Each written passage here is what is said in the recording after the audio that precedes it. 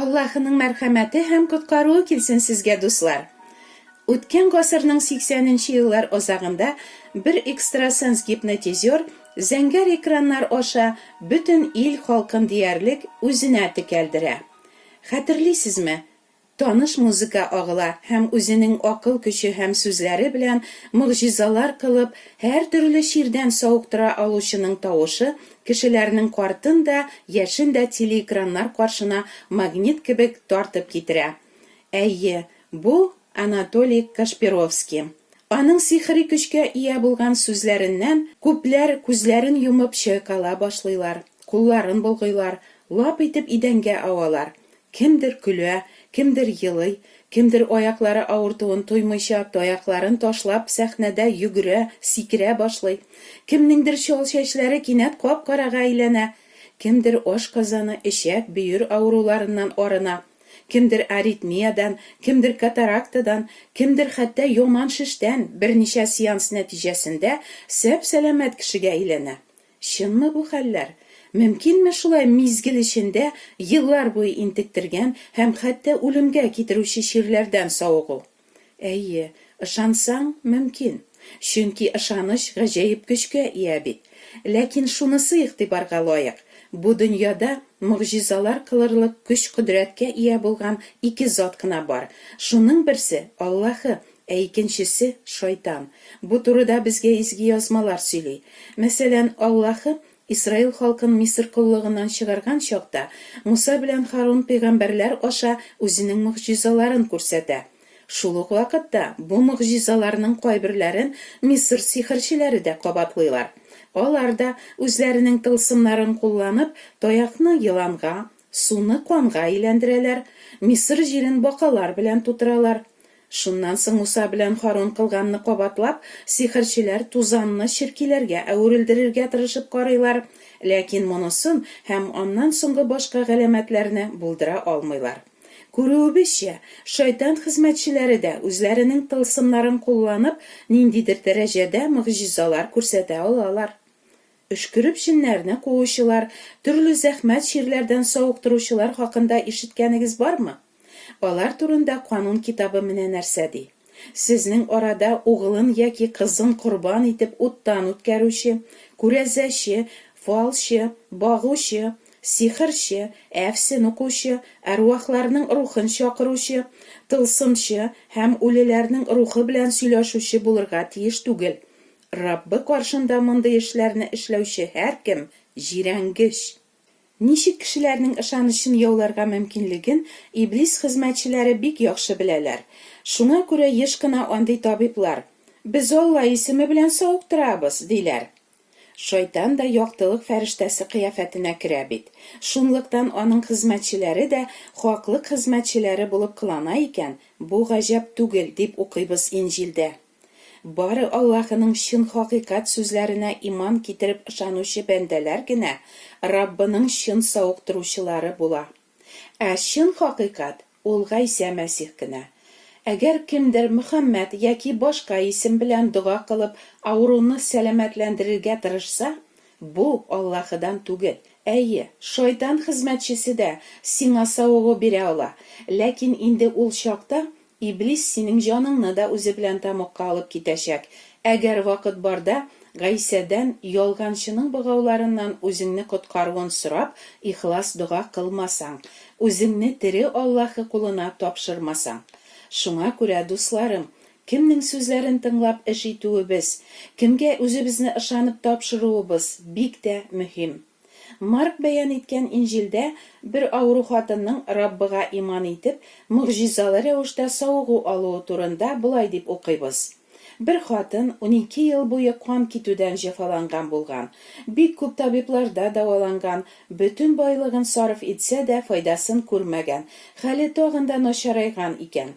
Ул Гайса хакында ишетеп, аның киеменә генә булса да кагылсам савыгыр идем дип уйлаганга, халык арасына кереп, арттан килеп, Гайсаның киеменә кагылды. Шунда ук аның кан агуы туктады һәм ул үзенең тулысынча савыгуын тойды. Гайса үзеннән көч чыкканын тоеп, халыктан сорады: "Минем киемемә кем кагылды?"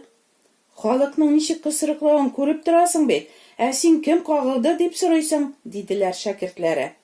Әмма ул моны эшләүчене күзләре белән эзли бирде. Куркуыннан калтырап төшкән хатын үзе белән ни булганын аңлап, халык арасыннан чыкты һәм Гайсә алдына егылып, дөресен сөйләп бирде. Кызым, ышануың сине савыктырды. Имин йөр, исән сау бул, диде аңа Гайсә. Сауыгуга мохтаҗ барлык ауруларны, махау ширлеләрне дә, паралич сукканнарны да, өянәк аурулыларны, җинлеләрне дә, сукырларны да, корышкан куллыларны да, аннан ярдәм көткәннәрнең барысын да Гайсә савыктырган.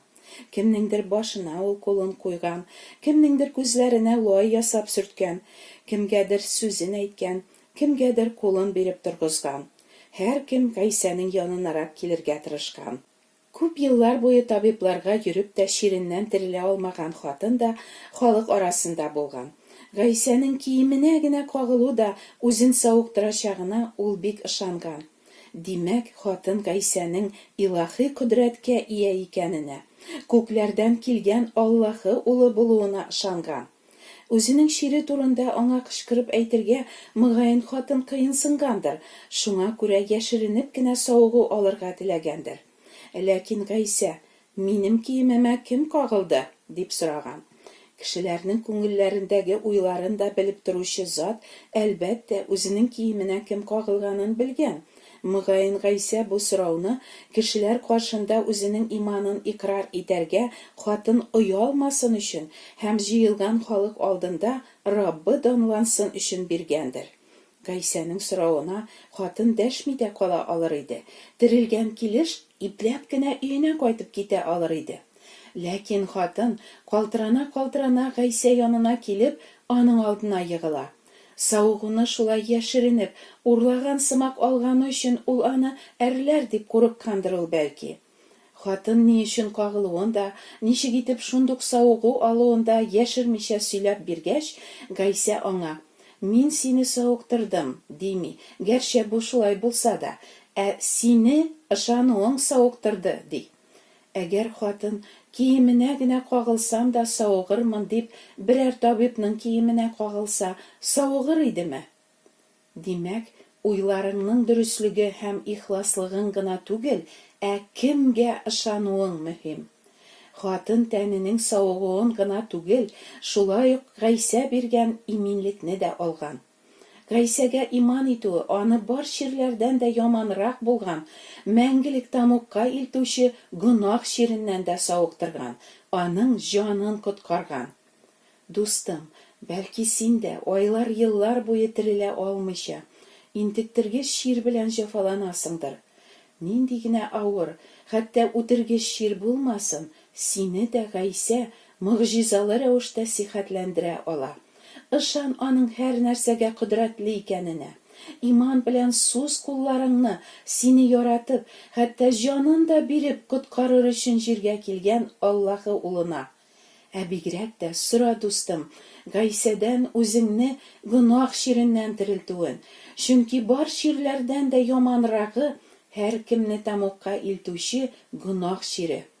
Тән ширләре бик авыр булса да, алар вакытлыча гына.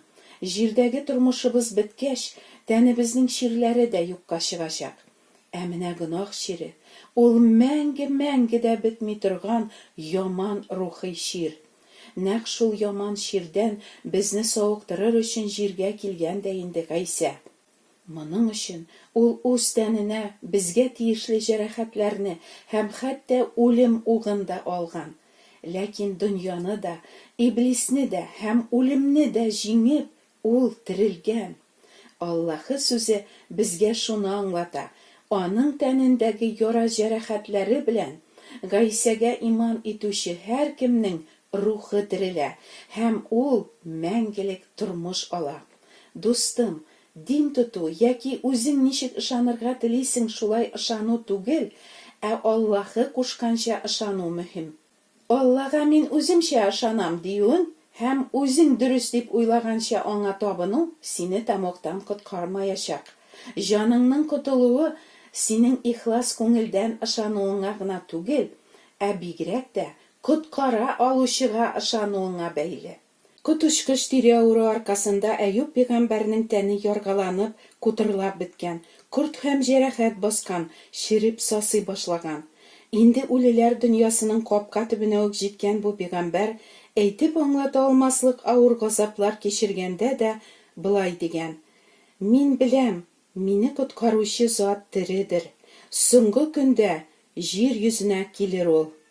Әйе, соңгы көндә безне үледән терелтәчәк һәм хөкем итәчәк зат та ул Гайса. Бар кешеләр дә аның каршына җавап бирү өчен килеп басачаклар. Дустым, соң булганчы, үзеңне тәмугка илтүче гөнаһ чиреннән терелтүен сора юлып алучыдан. Ул мәрхәмәтле, үзенә иман итүче һәр кемне Аллаһы улы коткара. Амин.